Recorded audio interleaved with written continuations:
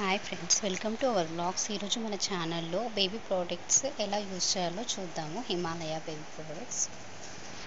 నేనైతే మా బాబుకి ఇవే యూజ్ చేస్తున్నానండి. ఇది డైపర్ ర్యాష్ క్రీమ్. ఇది యూజ్ చేయడం వలన మనకి బేబీకి డైపర్ ఎక్కువ యూజ్ చేసే వాళ్ళకి ర్యాషెస్ వస్తాయి కదండి. అలా ర్యాషెస్ రాకుండా యూజ్ అవుతుంది మనకి. ఇది మసాజ్ ఆయిల్, అంటే బేబీకి స్నానం చేసే ముందు ఈ ఆయిల్తో మసాజ్ చేసి స్నానం చేయించాలి. ఇది బేబీ పౌడర్ అండి. ఇదేమో జెంటిల్ షాంపూ.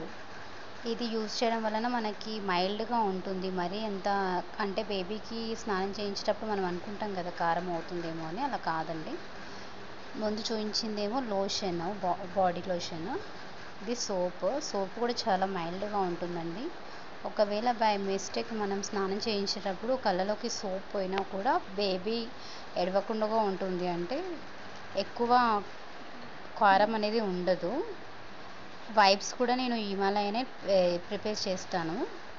ఎందుకు అనంటే ఇవి బాగున్నాయి కాబట్టి నేను ఇవే యూజ్ చేయాలనుకున్నాను. మా పెద్ద బాబుకు కూడా ఇవే యూజ్ చేస్తాను. సో ఇప్పుడు ఈ బాబుకు, సెకండ్ బాబుకు కూడా ఇదే యూజ్ చేస్తున్నాను. ఈ ప్రోడక్ట్ అనేది చాలా బాగుంటుంది.